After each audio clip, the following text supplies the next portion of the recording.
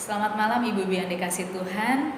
Salam sejahtera bagi kita semua. Senang sekali rasanya malam hari ini kita boleh kembali bersama-sama untuk beribadah di rumah kita masing-masing, dan kita percaya hadirat Tuhan tetap ada di tengah-tengah kita. Mari kita siapkan hati dan pikiran kita. Kita akan mulaikan ibadah ini.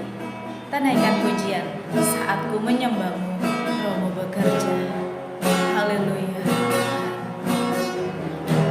Saatku menyembahmu,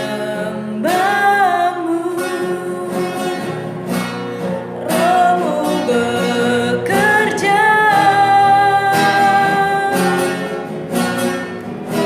Saatku memujimu, Kau bertata di atas pujian.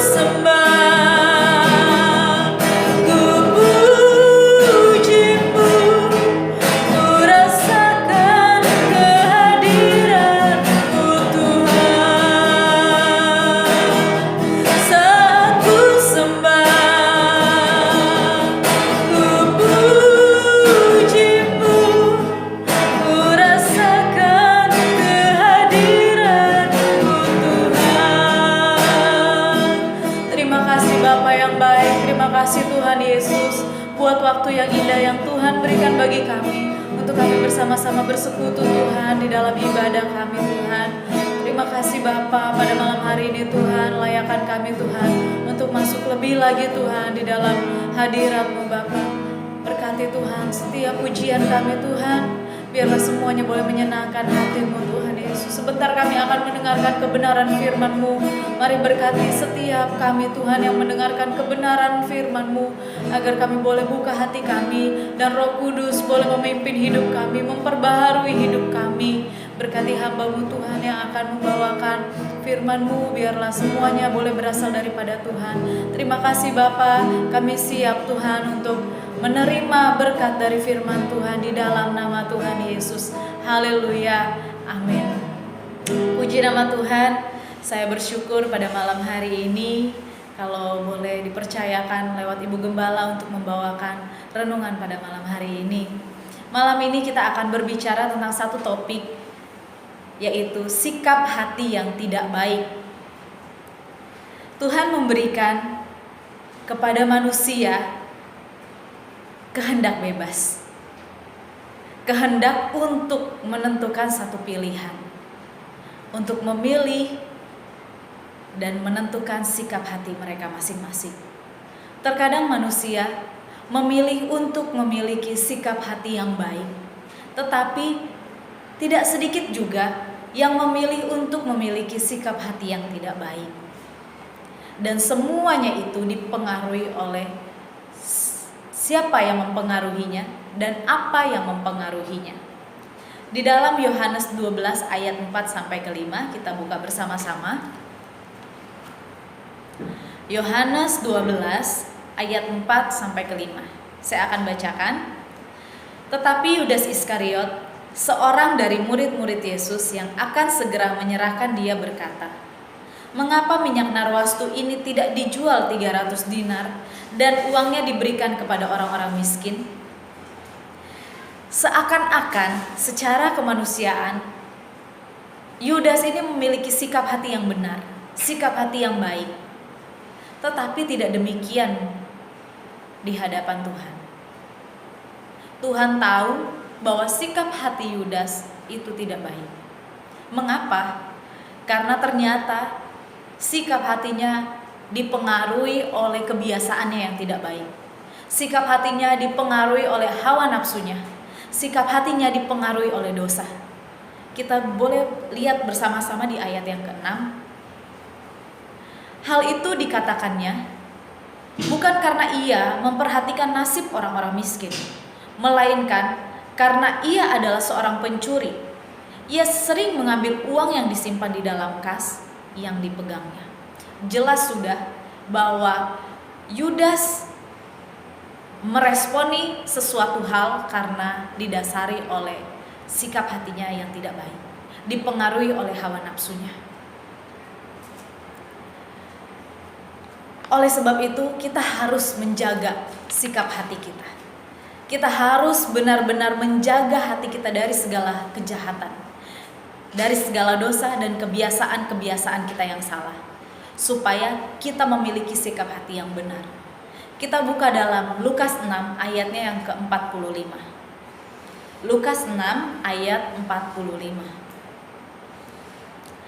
Orang yang baik mengeluarkan barang yang baik dari perbendaharaan hatinya yang baik, dan orang yang jahat mengeluarkan barang yang jahat dari perbendaharaannya yang jahat. Karena yang diucapkan mulut berasal atau meluap dari hatinya.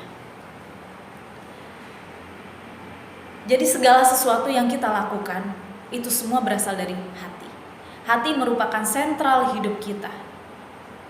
Hati ini memang kecil, tetapi sangat mempengaruhi kehidupan kita. Apa yang kita mau lakukan, semuanya itu berasal daripada hati. Oleh sebab itu, kita harus menjaga hati kita dengan segala kewaspadaan.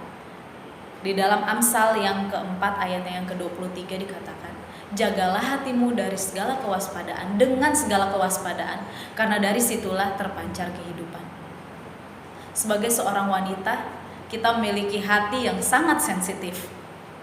Karena itu, kita harus benar-benar menjaga hati kita untuk tidak dipengaruhi oleh hal-hal yang buruk, sehingga kita boleh mengeluarkan tindakan yang baik, kita boleh mengucapkan hal-hal yang baik. Kita akan belajar lebih lagi tentang sikap hati yang tidak baik dan sikap hati yang baik. Di dalam firman Tuhan banyak sekali contoh orang-orang yang bertindak tidak baik karena dipengaruhi sikap hati yang tidak baik juga. Contohnya yaitu Kain. Ketika ia memiliki sikap hati yang tidak baik, dia dipengaruhi oleh rasa cemburu, dia dipengaruhi oleh iri hati, dia sanggup membunuh adiknya sendiri. Saudara-saudara Yusuf yang hatinya dipenuhi oleh iri hati dan kecemburuan, mereka pun melakukan banyak hal yang merugikan Yusuf dan hampir-hampir membunuh Yusuf. Jadi betapa pentingnya kita menjaga hati kita dari pengaruh-pengaruh yang tidak baik. Pengaruh-pengaruh setan yang hanya merugikan kita, yang hanya merusak damai sejahtera kita, yang hanya membuat kita melakukan hal-hal yang tidak baik. Dari pengaruh hawa nafsu, kita harus jaga hidup kita dari pengaruh lingkungan di sekitar kita, dari pengaruh keadaan-keadaan yang kita alami hari lepas hari. Dan kalau kita tidak menjaga hati kita dari segala pengaruh-pengaruh yang tidak baik, kita hanya akan membuat hati kita penuh dengan tindakan-tindakan yang tidak baik. Kalau sikap hati kita salah, maka tindakan yang kita lakukan juga akan salah. Tetapi kalau sikap hati kita benar, maka tindakan-tindakan yang kita lakukan juga akan benar. Kita akan melakukan tindakan-tindakan positif. Kita akan mengeluarkan kata-kata positif. Dan semuanya kita lakukan untuk kemuliaan nama Tuhan. Di masa-masa pandemi ini, kita semua tidak terkecuali. Kita kena imbas yang tidak baik dari masa-masa yang sukar ini. banyak hal yang kita alami. Dari segi ekonomi, dari segi keluarga, dari segi sekolah, keseharian kita, semuanya menjadi kacau. Dan kita tidak tahu sampai kapan hal ini akan berakhir. Lalu bagaimana sikap hati kita? Apakah kita mau memiliki sikap hati yang baik? Atau justru sebaliknya, kita malah memiliki sikap hati yang tidak baik? Ketika sikap hati kita tidak baik dalam menanggapi masalah saat ini, dalam menanggapi keadaan pandemi ini, maka yang keluar dari hidup kita hanyalah keluh kesah, hanyalah persungutan. Kita hanya komplain dengan suami kita, kita hanya marah-marah di rumah, kita mempersalahkan keadaan. Dan tidak sedikit orang mempersalahkan Tuhan karena keadaan ini, karena mereka tidak siap untuk menjalani keadaan yang sulit. Sebagai seorang istri, sebagai seorang mama, sebagai seorang oma, bagaimana sikap hati kita di rumah selama ini, di masa-masa yang sulit ini? Hendaknya sebagai wanita-wanita Kristen, sebagai wanita-wanita El-Usai, kita memiliki sikap hati yang baik. Kita memiliki sikap hati yang benar, agar tindakan-tindakan kita tidak salah di rumah, melainkan tindakan-tindakan kita boleh membawa keluarga kita untuk lebih lagi dekat kepada Tuhan, untuk membaca firman Tuhan. Mungkin hari-hari ini suami kita dalam keadaan yang terpuruk, mungkin penghasilan di rumah itu sangat berkurang, tapi pengeluaran justru semakin bertambah. Bagaimana sikap kita? Mungkin kita bosan ada di rumah, berbulan-bulan, berhari-hari kita tidak bisa keluar. Jaga hati kita, jaga hati kita, agar kita tetap dapat bertindak dengan baik. Hadirkan suasana yang baik di rumah kita. Ketika sikap hati kita benar sebagai seorang istri, ketika sikap hati kita benar sebagai seorang oma, sebagai seorang mama, kita percaya bahwa berkat damai sejahtera Tuhan akan mengalir dalam kehidupan keluarga kita. Sukacita akan mengalir dalam kehidupan rumah tangga kita. Bahkan berkat-berkat secara jasmani dan rohani itu akan mengalir dalam keadaan rumah tangga kita. Jangan sampai hati kita dipengaruhi oleh kekecewaan. Jangan sampai hati kita dipengaruhi oleh keputusasaan. Jangan sampai hati kita hanya dipengaruhi oleh hal-hal yang tidak baik, sehingga kita lupa untuk bersyukur. Kita lupa akan kebaikan-kebaikan Tuhan di dalam kehidupan kita. Tuhan tidak pernah meninggalkan kita. Meskipun dalam keadaan yang sangat sulit hari-hari ini, Tuhan ada. Tuhan ada memelihara hidup kita. Lalu bagaimana agar kita tetap memiliki sikap hati yang benar? Yang pertama, biarlah hidup kita dikuasai oleh firman Tuhan. Karena firman Tuhan yang menjadi kekuatan kita. Karena hanya firman Tuhan yang memberikan kita pengharapan-pengharapan, janji-janji Tuhan. Itu yang akan menguatkan kita di hari-hari yang sulit ini. Jangan biarkan iblis mengambil janji-janji yang Tuhan telah berikan untuk kita. Di dalam Mazmur 119 ayatnya yang ke-105, firman-Mu adalah pelita bagi kakiku dan terang bagi jalanku. Hanya firman Tuhan yang dapat membuat kita kuat. Hanya firman Tuhan yang dapat membalut setiap rasa sakit yang kita alami. Apapun masalah kita hari-hari ini, izinkan firman Tuhan menguasai hidup kita. Yang kedua, bagaimana supaya kita tetap memiliki sikap hati yang benar? Biarlah Roh Kudus mengambil alih hidup kita. Biarlah Roh Kudus ada di dalam hidup kita. Kita nggak bisa jalan sendiri. Kita tidak bisa jalan sendiri. Kita tidak mampu. Hanya Roh Kudus yang mampu menguatkan kita. Kita buka sama-sama di dalam Yehezkiel 11 ayatnya yang ke-19. Yehezkiel 11 ayatnya yang ke-19. Firman Tuhan mengatakan, Aku akan memberikan mereka hati yang lain dan roh yang baru di dalam batin mereka. Juga aku akan menjauhkan dari tubuh mereka hati yang keras dan memberikan mereka hati yang taat. Tuhan berjanji akan memberikan kepada kita roh yang baik. Roh Kudus yang akan memimpin hidup kita untuk kita dapat melakukan tindakan-tindakan yang benar. Izinkan firman Tuhan menguasai hidup kita dan Roh Kudus mengambil alih kehidupan kita. Jangan biarkan masalah yang ada mempengaruhi hidup kita, mempengaruhi hati kita. Jangan izinkan setan, iblis mempengaruhi hidup kita. Izinkan Tuhan sepenuhnya tinggal di dalam hidup kita.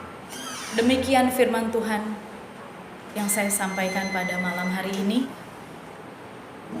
Kita naikkan pujian ini. Haleluya Tuhan. Kami mau buka hati kami Tuhan. Kami mau buka hati kami Roh Kudus. Haleluya.